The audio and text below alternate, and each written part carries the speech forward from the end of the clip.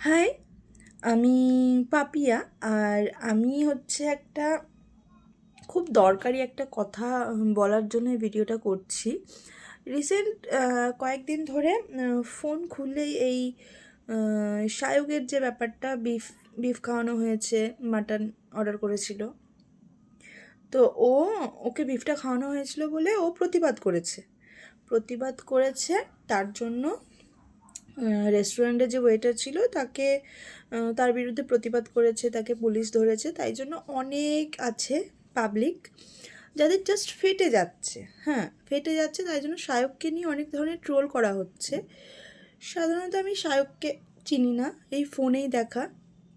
তো আমি শুধু এটুকু বলতে চাই, আচ্ছা যারা যারা ট্রোল করছো, যারা যারা বলছো যে না শায়ক এটা করেছে, আবার অনেকে দেখছি ওদের ফটোর নিচে কমেন্ট করছে যে কিছু করলে যে না কেমন টেস্ট ছিল, কেমন কী ছিল, সব করছে।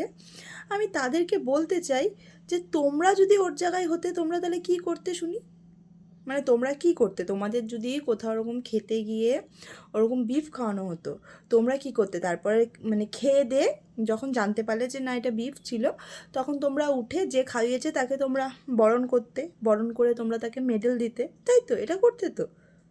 সত্যি মানে আমরা যারা বাঙালি তাদের কাছে এটা বিফ খাওয়া মানে মানে বিশাল বড় একটা ব্যাপার। সেটা নিয়ে কী করে যে লোকে এতটা মানে করতে পারে আমি বুঝতে পারছি না। এটা না বললেই নয়। হ্যাঁ, আমি বুঝতে পারছি না মানে কেন কেন শায়ক কী এমন খারাপ করেছে? ও এটা পাবলিক করেছে, এটা কি ভুল করেছে? আমার তো মনে হয় না ভুল করেছে। তো কারা কারা বাঙালি আছো যাদের মনে হয় না যে না এটা ও ভুল করেনি, প্লিজ আমাকে কমেন্ট করো। হ্যাঁ, তো ব্যাস এটুকুই বলার জন্য ভিডিওটা করা।